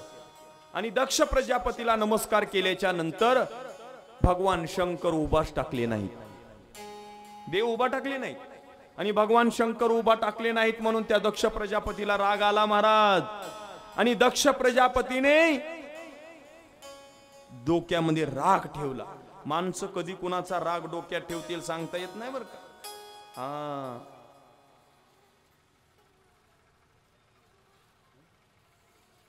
थोड्या वेळानं, अर्ध्या तासानं. आणि दक्ष प्रजापतीच्या डोक्यामध्ये विचार भरला. आणि दक्ष प्रजापतीनं काय केलं महाराज, ठीक आहे म्हटले, माझा अपमान केला या महादेवाने. त्या दिवशीपासून दक्ष प्रजापतीच्या मनामध्ये राग द्वेष निर्माण झाला. आता काय करायचं काय करायचं? दक्ष म्हणाले, हा महादेव देवामध्ये अत्यंत आदम आहे, आता याला इंद्र उपेंद्र इत्यादी देवतांची बरोबरी यज्ञातील भाग न मिळो, असं दक्ष प्रजापती म्हणायचा. कारण श्री शंकराच्या गणामध्ये अग्रगण्य असणाऱ्या नंदीश्वराला जेव्हा दक्ष प्रजापतीला शाप दिलेला आहे असं कळलं बरं. शाप दिला होता दक्ष प्रजापतीने. आणि त्यावेळीस महाराज काय पाहता, दक्ष प्रजापतीने रागाच्या पोटी काय केलं, यज्ञ करण्याचं ठरवलं. पण यज्ञ करण्याच्या अगोदर सती मातेला भगवान महादेवाची उपासना करून सर्व देवदेवतांनी प्रार्थना केली. आणि प्रार्थना केल्याच्या नंतर त्या दक्ष प्रजापतीला महादेव आवडत नव्हते, सतीला महादेव आवडायचे. आणि आवडत असताना एका दिवशी महादेवाचा आणि सतीचा विवाह ठरवला. परंतु विवाह ठरवत असताना सतीला मान्य नव्हतं, दक्ष प्रजापतीला मान्य नव्हतं. माझ्या मुलीचा विवाह त्याच्यासोबत जमणार नाही, त्यानं माझा अपमान केलेला आहे. त्यानं सभेमध्ये उभा टाकला नाही, सर्व देवदेवता उभा टाकले. आणि हा राग मनामध्ये ठेवून सतीला विरोध केला. परंतु सतीनं विवाह महादेवाशीच केला. आणि सतीने ठरवलं, महाराज त्या ठिकाणी सर्व विवाह संपन्न झाल्याच्या नंतर ऐका, महादेव आणि सती दक्ष प्रजापती पशी आले. सती पाया पडली महादेवाच्या, आपल्या दक्ष प्रजापतीच्या बापाच्या पाया पडली. महादेव काही वाकले नाहीत. देवादी देव होते ना, ते कसे वाकतील, वाकले नाहीत. पुन्हा त्या दक्षाला राग आला. दक्षाने पाठवून दिलं. दक्षाने सांगितलं, अरे त्याच्याकडे काही नाही, ती बैरागी आहे, बैरागी. बम बम भोलेनाथ, बैरागी आहे तो. आणि असं पाहिल्याच्या नंतर महाराज कैलासामध्ये निघून गेले. आणि सती गेली कैलासामध्ये. गेल्याच्या नंतर कैलासामध्ये आता देवाचं घर कशाचं, कैलासामध्ये ते स्मशानात राहतो देव. कुठे राहतो, स्मशानात. महादेवाला स्मशानाची आवड आहे. महादेव हा स्मशानामध्ये भजन करतो बर का. भस्म उटी रुंदमाळ, हाती त्रिशूळ नेत्री ज्वाळ, गगन गजचरण व्याघ्रांबर, कंठी शोभी वासुकिहार. त्या महादेवाला महाराज भस्म, जे लोक जाळले जातात ती राख महादेव लावतो बर का अंगावरती.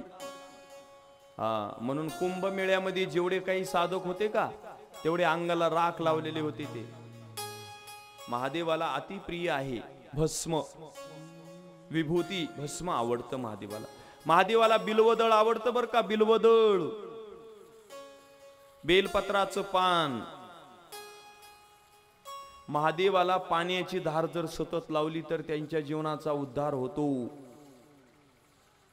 महादेवाला अतिप्रिय असणाऱ्या गोष्टी. लवकर प्रसन्न होणारा देव म्हणजे महादेव. तुम्ही जर महादेवाची निस्सीम भक्ती केलात ना, तर 100% तुम्हाला महादेव आशीर्वाद दिल्याशी राहत नाही. म्हणून महादेवाची भक्ती अवश्य करत जाऊ बर का. महादेवाला जेवढं पाणी घालताल, अशी धार ओतताल का, तेवढं महादेवाला प्रसन्न वाटतं. महादेवाला 121 बिल्वदळ अर्पण करावे. जेवढे करताल तेवढे कमी आहेत. अतिप्रिय महादेवाला. भिल्ल नावाचा व्यक्ती होता. रात्रभर त्यांनी शिकारीसाठी गेला आणि रात्रीच्या 12 वाजता महाशिवरात्र लागली आणि त्यानं एक बिल्वदळ खाली टाकत होता. ती सर्व बिल्वदळ महादेवाच्या पिंडीवरती पडली आणि महादेव प्रसन्न झाला. म्हणून त्या दिवशी महाशिवरात्र निर्माण झाली. आणि त्याच दक्ष प्रजापतीला राग आला महादेवाचा, आपल्या समोर हा उभा टाकला नाही म्हणून. त्या महादेवाची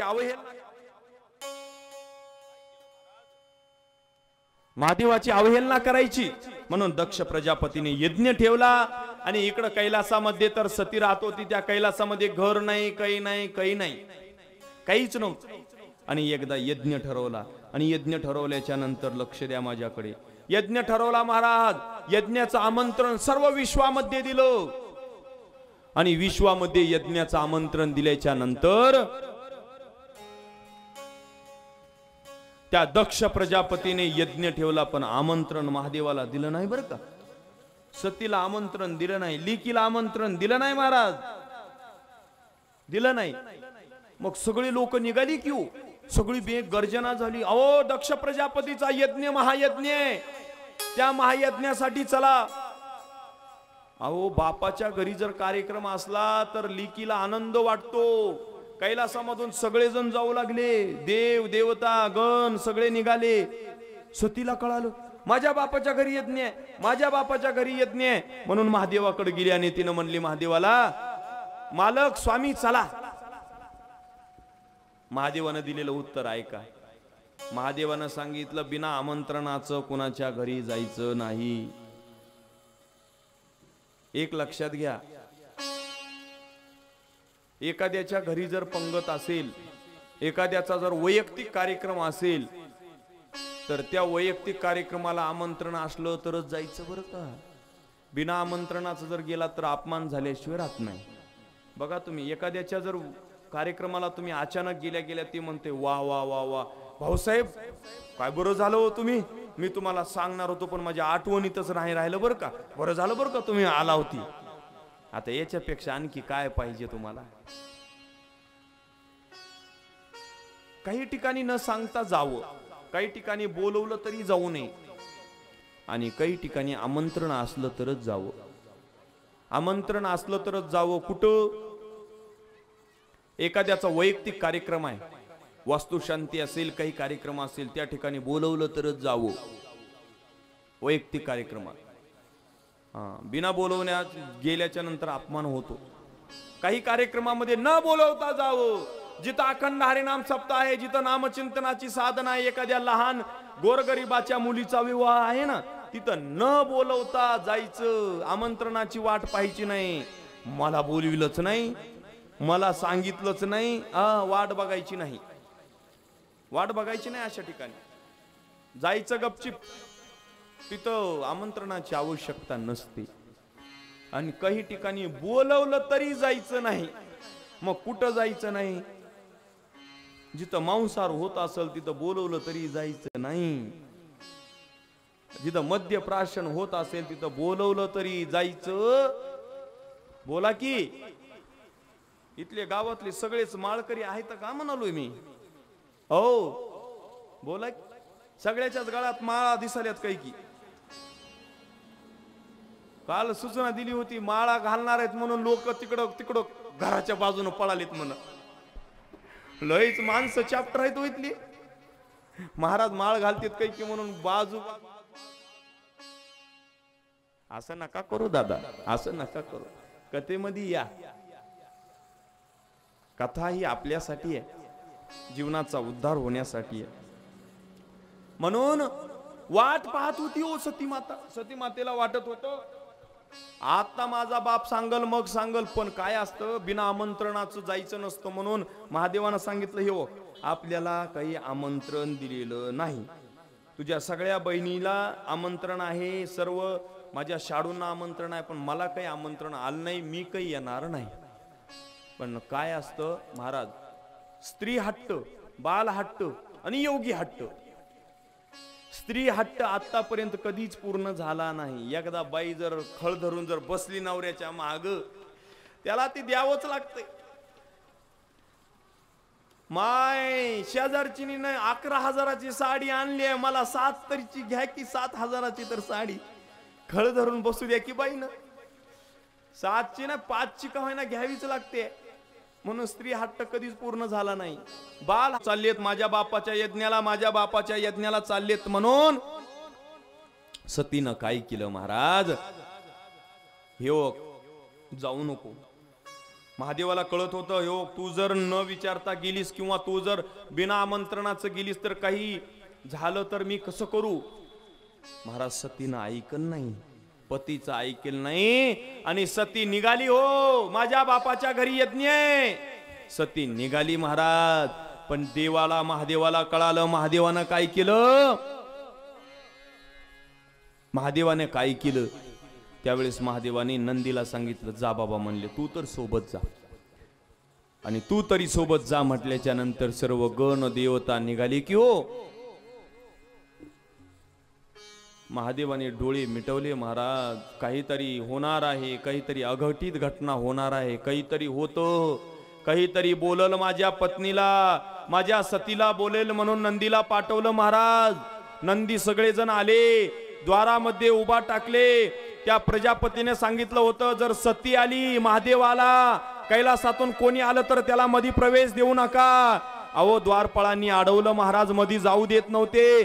सती म्हणत होती, माझ्या बापाच्या यज्ञात मला आमंत्रण नाही, मला अडवलं. सतीला राग अनावर झाला महाराज.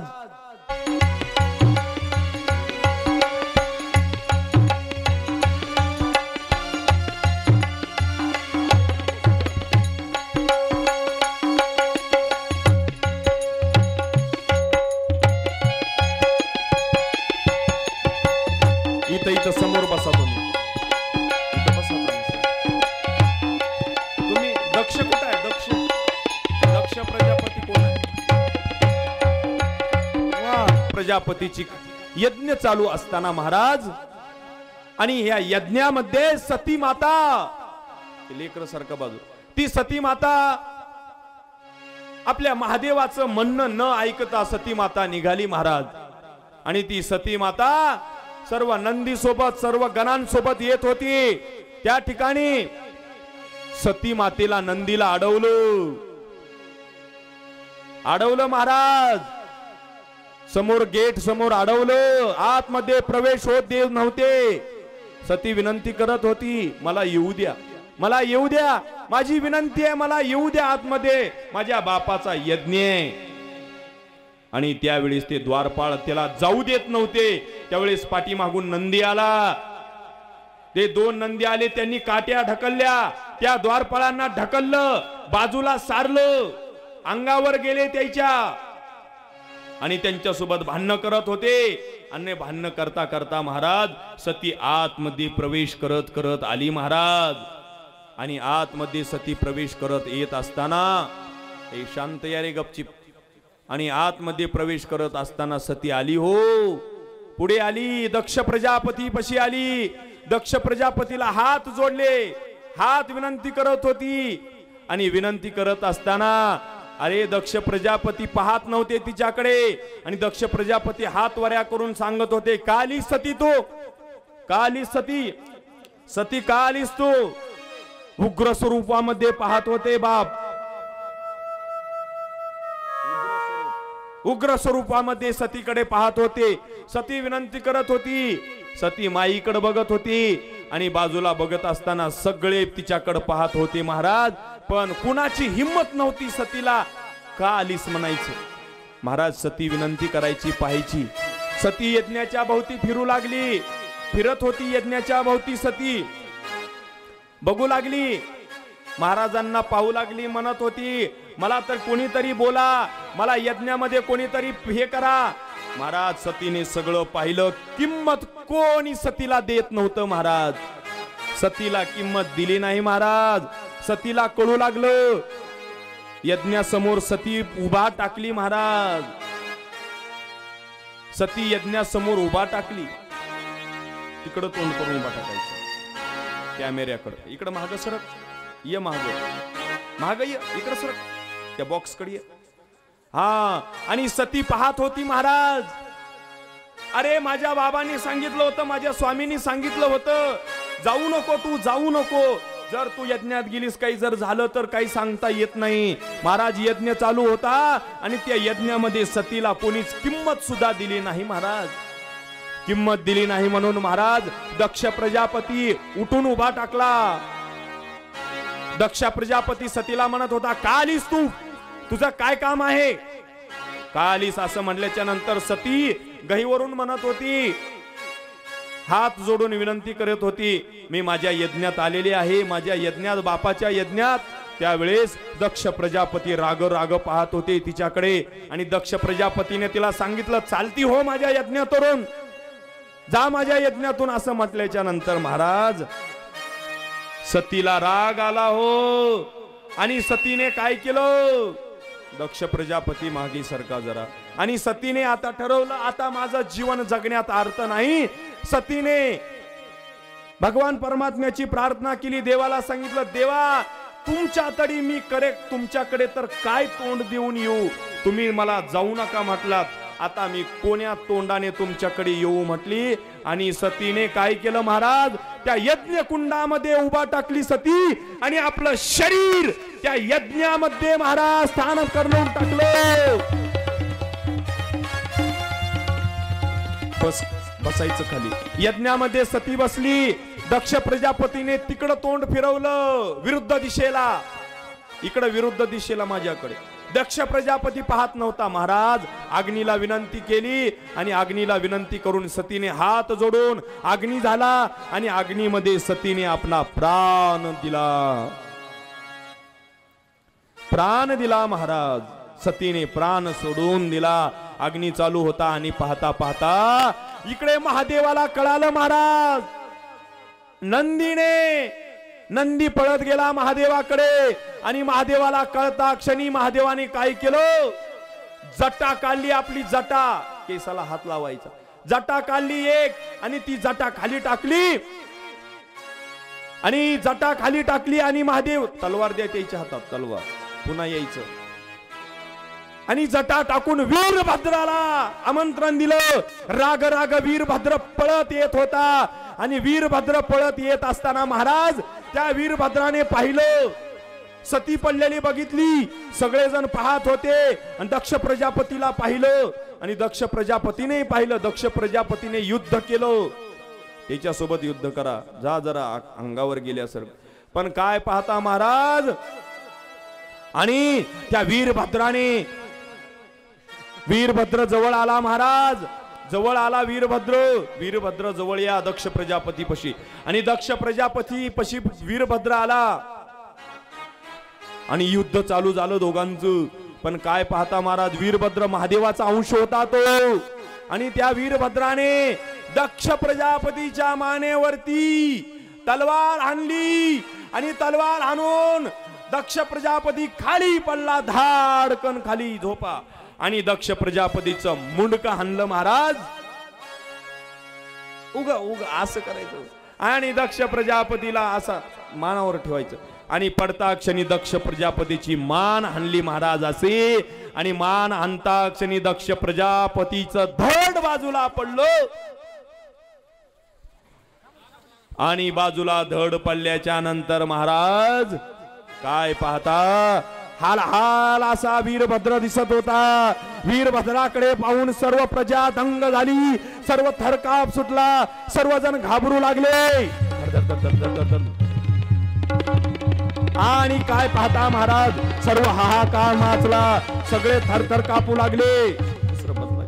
आणि सर्वजण पाहता पाहता पाहता महाराज वीरभद्र निघून गेले. आणि वीरभद्र आता निघून गेले. अहो खडखडाट नाचू लागला. थरथडाट सुटला. सर्वजण पाहत होते. अरे दक्ष प्रजापतीच्या यज्ञामध्ये दक्ष प्रजापतीचं धड अलग झालेलं आहे. आणि काय पाहता महाराज? सर्व जनता सुन्न झाली. आणि मग महादेव तिकडून आपल्या पत्नीला अहो धड धड जळत होती ओ सती माता. आता महादेव त्रिशूळ घेऊन येत होते. त्रिशूळ घेऊन यायचं आता. आणि आता त्रिशूळ घेऊन महादेव आपली सती आज्ञामध्ये महाराज सती यज्ञामध्ये पडली होती महाराज. काय पाहता?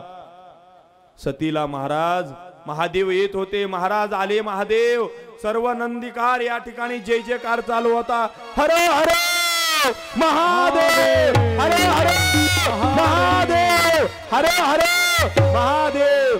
अहो महादेव रडत रडत महादेव खिन्न चेहऱ्याने येत होते. आणि यज्ञामध्ये महादेव आले आणि सतीकडे पाहिलं आणि गुडघ्यावरती थांबले महादेव. अरे महादेव बघत होते माझी सती पडलेली आहे, सती पडलेली आहे. चौरंगाच्या खाली सतीने बसून मान चौरंगावरती ठेवा. आणि पाहता होते महाराज. सतीला पाहिलं महाराज.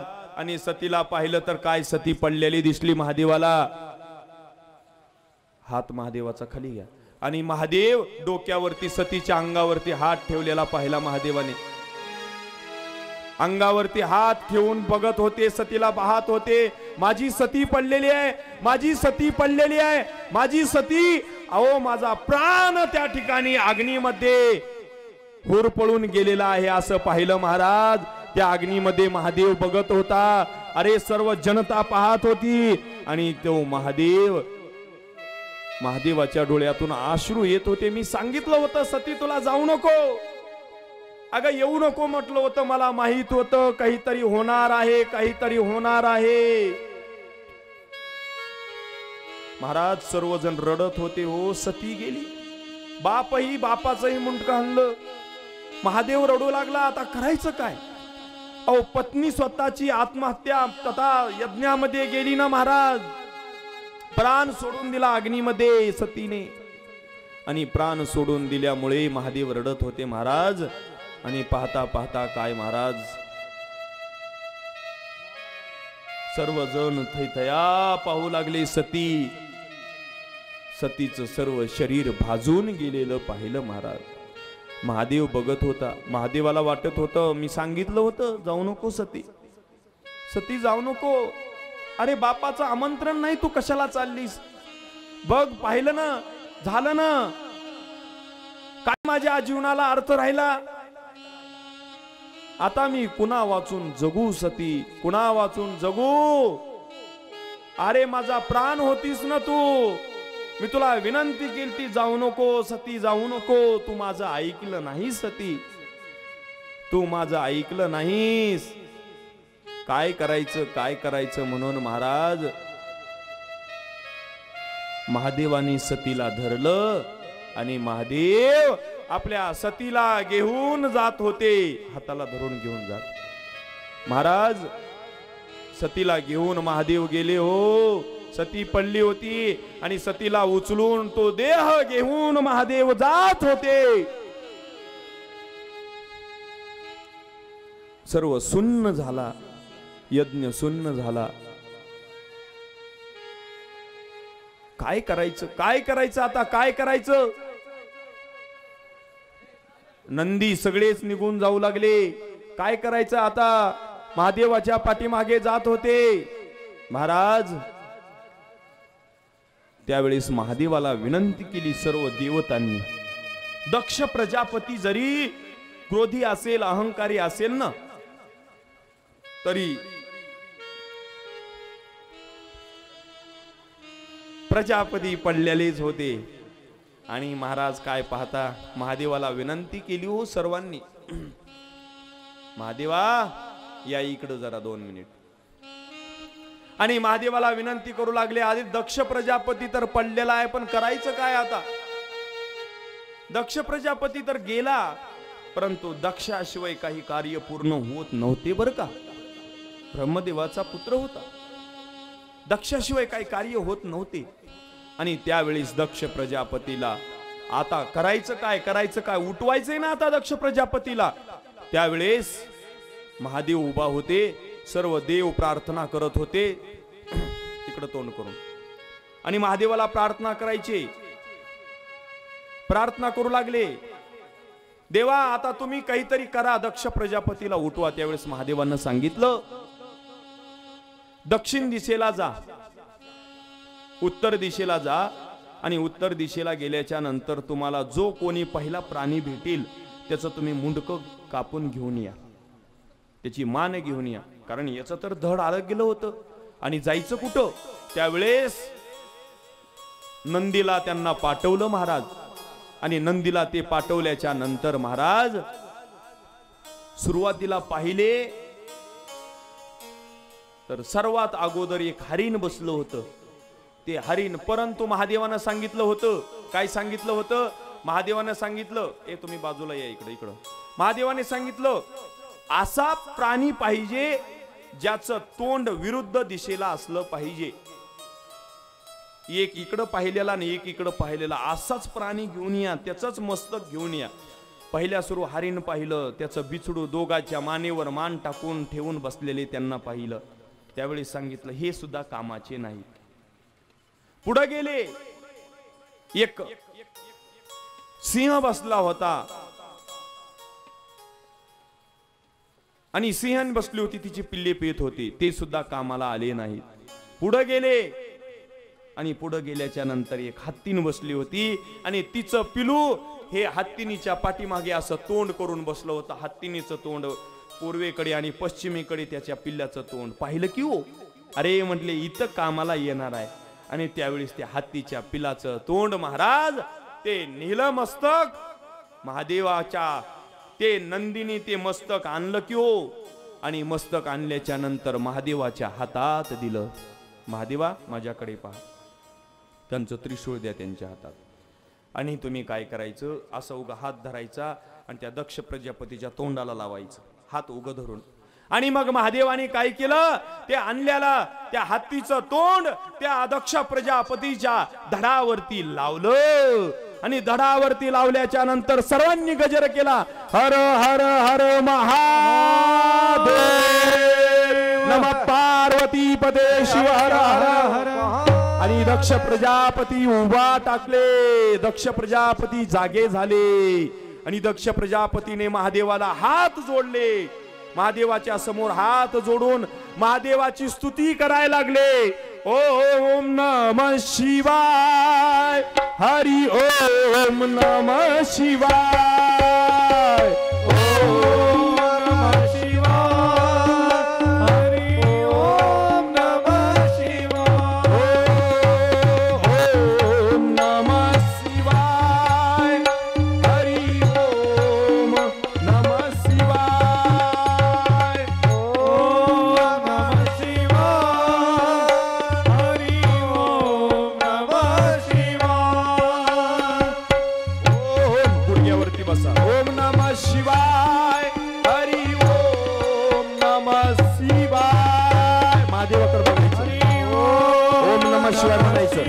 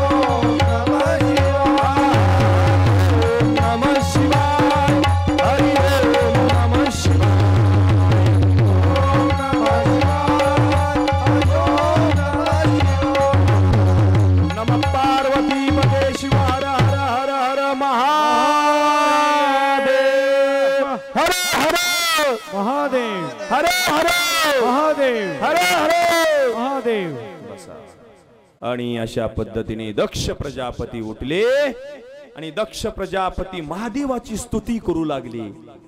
कशी स्तुती करू लागले? लक्ष द्या माझ्याकडे. आणि त्या दिवशी विष्णू परमात्म्याने देवांनी सर्वांनी सांगितलं दक्ष प्रजापतीला, यापुढे ऐका, आशीर्वाद दिला. लक्ष द्या, तुमचे पाय मोकळे होण्यासाठी उभा केलं तर तुम्हाला.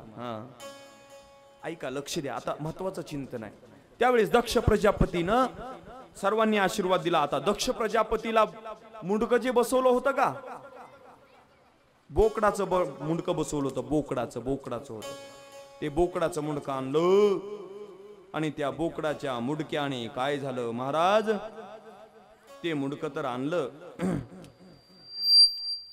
आणि ते बोकडाचं मुंडकं, ते हत्तीचं मुंडकं बसलं नव्हतं बरं का, म्हणून पुन्हा बोकडाचं मुंडकं आणलं. ते हत्तीचं गणपतीला बसवलेलं आहे.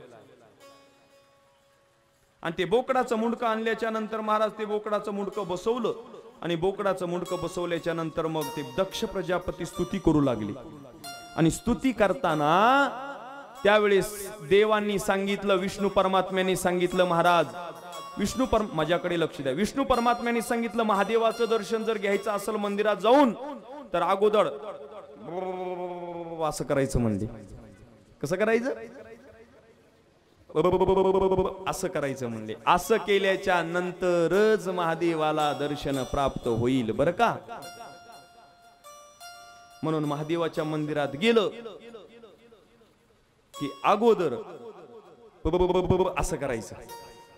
महादेवाला बोकडाचं ते दक्ष प्रजापतीनं स्तुती केली होती ना, आणि त्यावेळेस महाराज दक्ष प्रजापतीने दर्शन घेतलं. आणि दर्शन घेतल्याच्या नंतर मग त्या दिवशीपासून भक्त झाला. दक्ष प्रजापती हा भक्त झाला. आणि दक्ष प्रजापतीने मग काय झालं महाराज, पाहता पाहता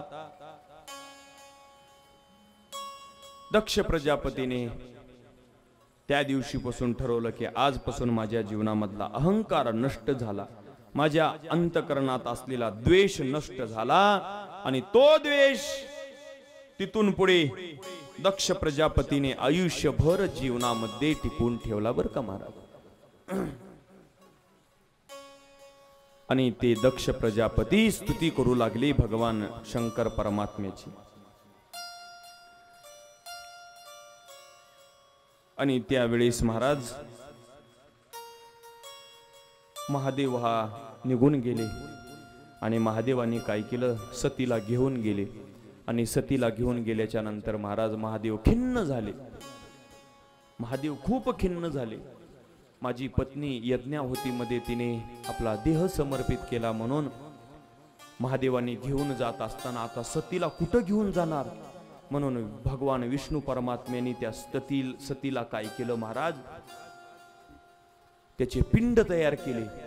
आणि ते पिंड 3.5 शक्तिपीठाला ते पिंड गेले बर का. काही शक्तिपीठ आहेत.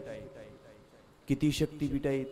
भरपूर शक्तिपीठ आहेत बर का. तसे त्या शक्तिपीठामध्ये मग ते एक पिंड जिथं जिथं पडला त्या सतीचा, तिथं आदिशक्ती माता यांचं मंदिर तयार झालं.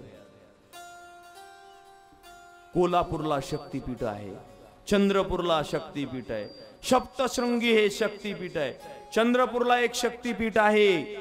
असे शक्तिपीठ निर्माण झाले. आणि तिथं माहूरची आदिशक्ती माता अशी शक्तिपीठ तयार झाले. आणि मग महादेवाने काय केलं, त्या शक्तिपीठाचा उद्धार केला आणि एक नाव दिलं त्या शक्तिपीठाला. कोल्हापूरची महालक्ष्मी, चंद्रपूरच्या देवीचंही नाव ठेवलं, सप्तशृंगीचं नाव ठेवलं. नाशिक जिल्ह्यामध्ये देवळा तालुक्यामध्ये आहे बघा. तिथं कोणी दर्शन घेऊन आले का नाही? सप्तशृंगी माता, सप्तशृंगी अशी शक्तिपीठ स्थापन केले. आणि सांगितलं जो कोणी या शक्तिपीठाला येऊन माझ्या सतीचा उपदेश घेईल, शक्तिपीठामध्ये येऊन आशीर्वाद प्राप्त करून घेईल, त्याच्या जीवनामध्ये काहीच कमी पडणार नाही. म्हणून शक्तिपीठाला नवरात्रामध्ये मुहूर्त असा कार्यक्रम साजरी केला जातो बरं का. दसऱ्याच्या वेळेस नऊ शक्तीपीठ नवविधाचा कार्यक्रम साजरी केला जातो. 9 शक्तीपीठ पाहायला मिळतात आपल्याला महाराष्ट्रामध्ये, काही बाहेरच्याही राज्यात आहेत. आणि मग तिथं 9 दिवस गोंधळ जागर केला जातो. आदिशक्ती मातेचा गोंधळ साजरा केला जातो. म्हणून 9 दिवस परडी घेऊन दारोदार भिक्षा मागण्याची पद्धत आहे बर का. आणि तोच मग भगवान शंकरजी खिन्न झाले आणि भगवान शंकरजीने आपलं महादेवाचं रूप नष्ट केलं आणि सर्वसामान्याप्रमाणे पृथ्वी तलावरती येऊन भरकटू लागले. कुठेही जाऊ लागले, कुठेही फिरू लागले. माझी सती, माझी सती, माझी सती म्हणून भगवान परमात्मा फिरत होते महाराज. खिन्न झाले महादेव. कोणाला बोलायचे नाहीत, कोणाला पाहायचं नाही, आपलं आपलं सुन्न अवस्थेमध्ये सती म्हणायची, सती म्हणायची, सती म्हणायची. बघा तुम्ही, घरातली जर आपली पत्नी महाराज गेली ना, त्या घराचा गाडा, संसाराचा गाडा मोडतो हो. त्या बैलगाडीचं एक चाक मोडू द्या महाराज, त्या घराला किंमत राहत नाही बर का. अरे ज्या मालकाची पत्नी गेली ना, म्हणून घरामध्ये सर्वात अगोदर पुरुष जावा, स्त्री जाऊ नये. सर्वात अगोदर पुरुष जावा. पुरुष गेला तरी अडचण नाही महाराज. स्त्री जर गेली ना, तर त्या माणसाचं जीवन हे पराधीन होतं बरं का, पराधीन. अहो ती बाई आपली आपली एक भाकर तर थापून खाऊ शकते, आपला आपलं जीवनाचा उद्धार करू शकते, परंतु त्या माणसाला काहीच करता येत नाही महाराज. आपली पत्नी गेल्याच्या नंतर त्यानं कुणाच्या हाताकडे बघायचं हो, कुणाच्या हाताकडे बघायचं. पराधीन जीवन आहे की त्या पुरुषाचं. शेतामध्ये जातो, मानेमध्ये आपल्या गुडघ्यामध्ये मान घालून धय धया धय धया रडतो बर का तो पुरुष. अहो पुरुषाचं रडणं जगासमोर नसतं, पण किती रडतो, आयुष्यभर खचून जातो, खचून जातो. अरे त्या बैलगाडीचे 2 चाकं असतात, दोन्ही चाकं सरळ चालतात. जोपर्यंत बैलगाडी आहे ना, तोपर्यंत त्या बैलगाडीला पाहायची गरज नाही. संसार रूपी सागरामध्ये 2 चाकं आहेत. पती आणि पत्नी हे 2 चाक आहेत बरं. एक चाक जर गळून पडलं महाराज, तर ते बैलगाडी पडायला वेळ लागत नाही. म्हणून भगवान शंकर परमात्मा खिन्न झाले, नाराज झाले. आणि भगवान शंकर परमात्मा नाराज झाल्यामुळे भटकंती करत फिरत होते. वनामध्ये फिरायचे, सैरावैरा फिरायचे, इकडं फिरायचे, तिकडं फिरायचे. महाराज पाहता पाहता महादेव शंकर परमात्मा खिन्न झाले आणि शेवटी भगवान परमात्म्याने साधनेला लागले. देवाने प्रार्थना केली, विष्णू परमात्म्याने प्रार्थना केली, तुम्ही असं जर किती दिवस फिरत राहिला तर या सृष्टी कशी चालायची, तुमच्याशिवाय या सृष्टीला अर्थ नाही. मग प्रार्थना केल्याच्या नंतर मग भगवान शंकरजींनी पुन्हा प्रगट स्वरूपाने महादेवाचं रूप धारण केलं महाराज. आणि तपश्चर्याला बसले आणि सतीचा मोह सोडून दिला महाराज. आणि अशी ही सतीची कथा आपण श्रवण केलेली आहे, अशी ही सतीची कथा आहे. म्हणून भगवान परमात्म्याच्या वेगवेगळ्या कार्यामध्ये वेगवेगळं स्वरूप आपल्याला पाहायला मिळतं बरं. आणि त्याच पद्धतीने भगवान कृष्ण परमात्मा ही सर्व कथा आपल्या श्रीमद भागवतामध्ये त्यांनी सांगितलेली आहे, लिहिलेली आहे. म्हणून ही सतीची कथा आपण पाहिलेली आहे. आणि ज्या वेळेस भगवान कृष्ण परमात्म्यांचा विवाह झाला, सर्व कार्य झाले, भगवान परमात्म्याने सगळ्यांचा उद्धार केला. आणि भगवान परमात्मा इहलोकाला जाणार होते. सगळ्यांना सांगितलं, बस झालं म्हणले, आता इहलोकाला आपल्याला जायचं आहे. त्यावेळेस इहलोकाला जात असताना सर्वांना विनंती केली, मी जाणार आहे, मी जाणार आहे. पांडवांचा राज सुयज्ञ संपन्न केला, जरासंधाचं युद्ध झालं, शिशुपालाचा उद्धार केला. आणि पाहता पाहता देवाने सांगितलं बस झालं म्हणले, आता अवतार कार्य संपवायचे. म्हणून त्यावेळेस मी त्या दिवशी कथा सांगितली, वालीनेच पुन्हा एका व्याधाचं रूप धारण केलं आणि भगवान परमात्म्याच्या अंगठ्यावरती बाण मारला. आणि बाण मारल्याच्या नंतर भगवान परमात्मा अंतर्धानाला पावली. भगवान कृष्ण कन्हैया लाल की जय.